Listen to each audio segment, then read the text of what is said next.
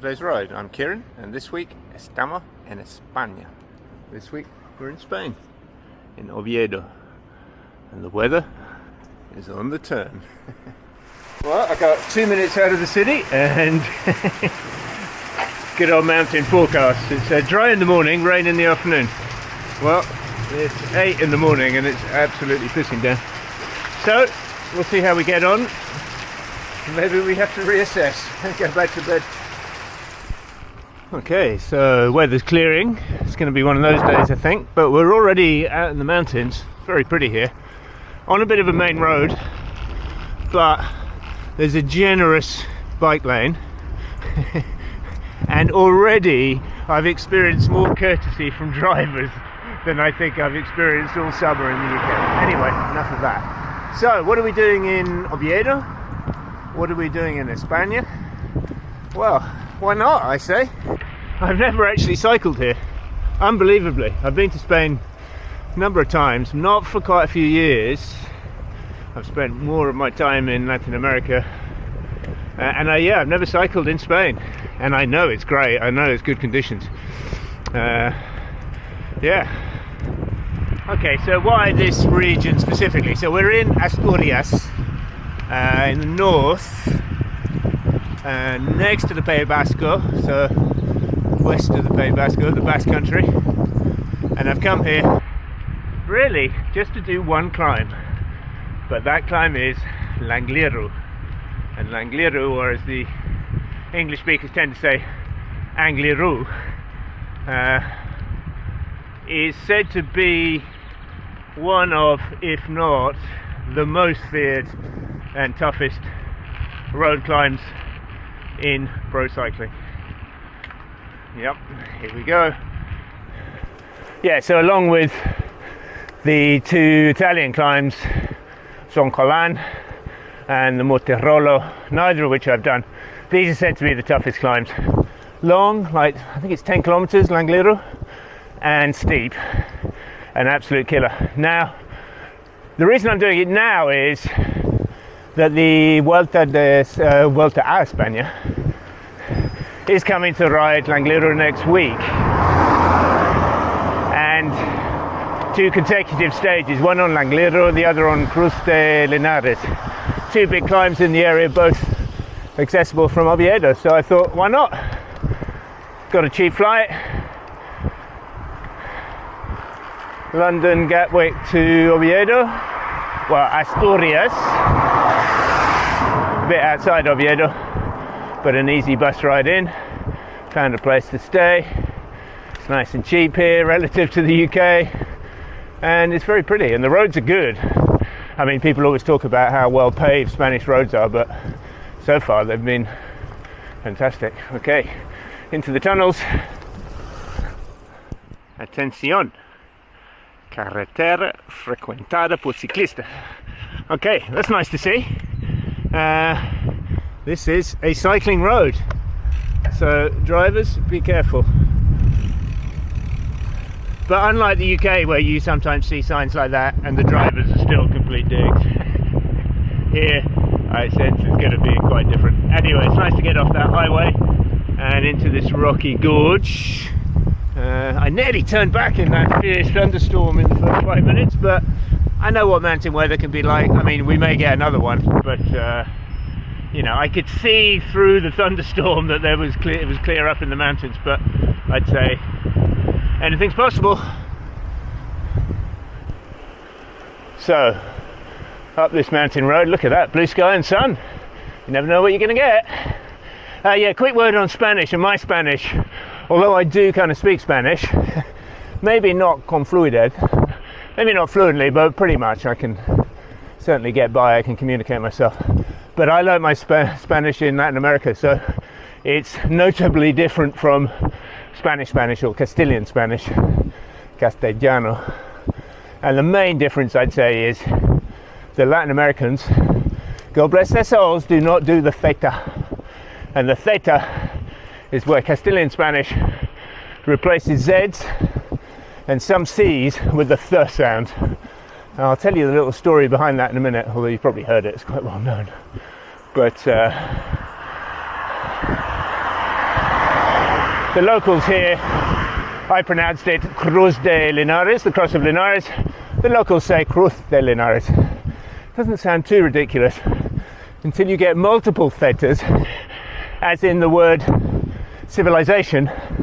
In Latin America, civilización.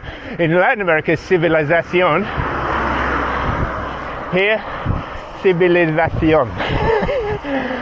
Yep, it's kind of like that.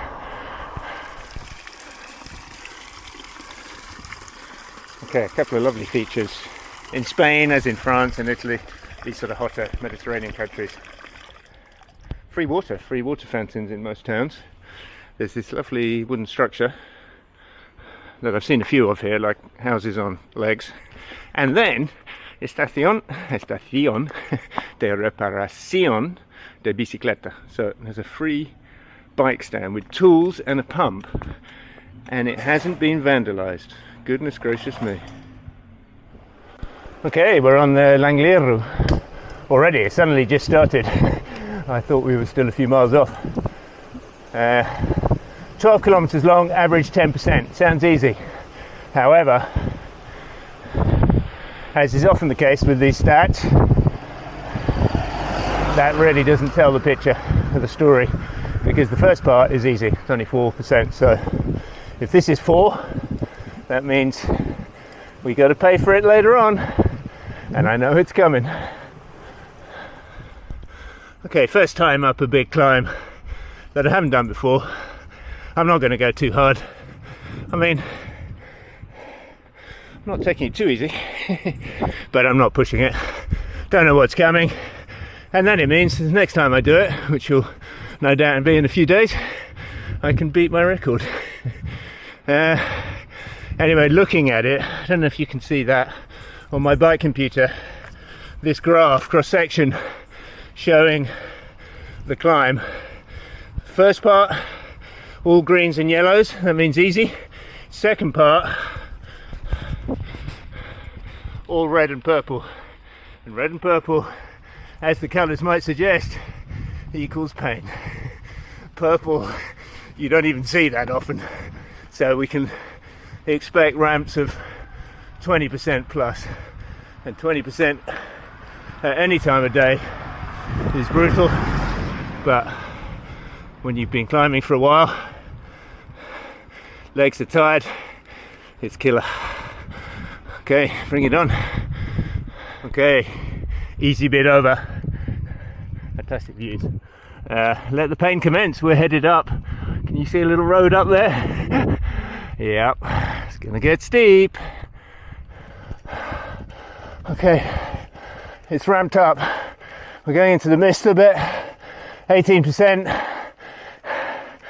Killer. Hairpins. Road. Well, the road surface is superb, but it's so good. It's a bit slippy, slightly damp, quite a lot of cow shit everywhere. Have to get out of the saddle at these inclines, and then the back wheel spins, so that takes a bit of control. Some leaves on the road, just what you don't need. And this isn't the bad bit. Okay, we're into the hard bit. I'm not sure I can speak. 2 kilometers to go. This is the rampas inhumanas, the inhuman ramps that the riders complained about when Langlero was first foisted upon them back in the 90s. They said, "You're treating us like circus animals." To be fair, they had very different gearing back in those days. Whew. Okay, a few hundred meters of inhuman ramps. Oh god, it's about to get worse. Okay, this is the very hardest.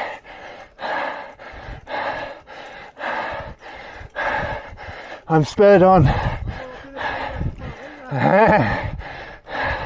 because a Spanish guy overtook me, but then he couldn't do any more and had to walk, and I rode past him, which gave me a burst of pride.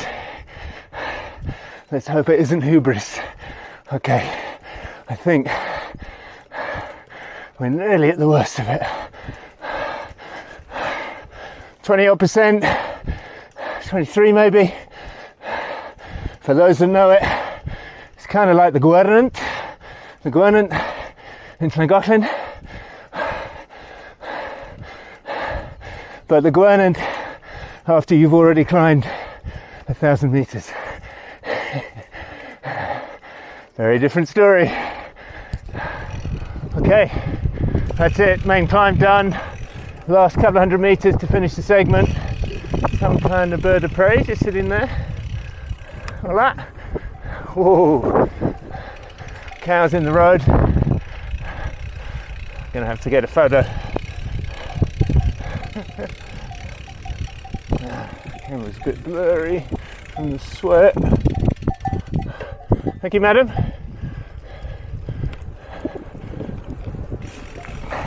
So next Wednesday, pros will be powering along here. Who's my money on? Well, after yesterday, I think you gotta say Jonas.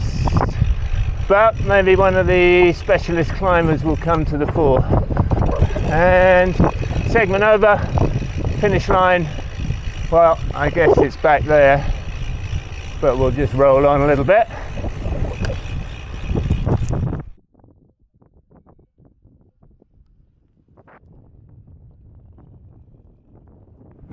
Okay, back to descend. Gonna be careful, wet roads. Here's my friend Roberto. ¿Cómo se fue, Roberto? Muy bien. Angliero. Muy bien. Poco duro, ¿eh? Duro, bonito. Duro, pero bonito. Very hard, but beautiful. It was one of the most beautiful climbs.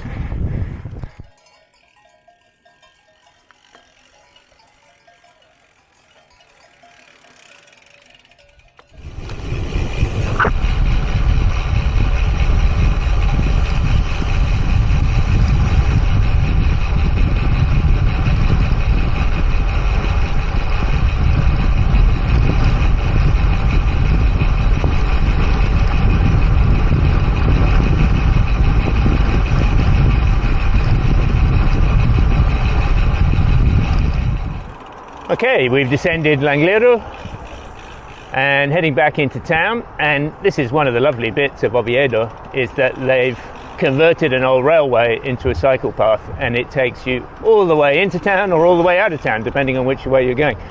Only cyclists and walkers and runners, and a really lovely way to finish the day rather than having to battle the admittedly not super hectic traffic, but it's always good to get away from traffic. Okay, we're heading to town, we get a coffee, we get something to eat, and that'll be it for this part of the video until next time when we see the pros. Okay, time for sustenance. Seems I just can't get away from them bagpipes.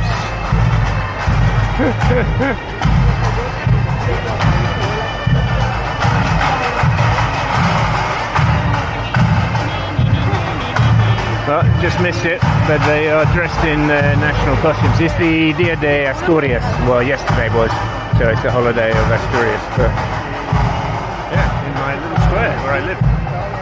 And Cafe Cortado, which is what I like. I used to drink cafe con leche, but it's too much leche. Cortado is como, it's like a, it's like a macchiato, but with more milk, so pretty good. Nice strong coffee as well.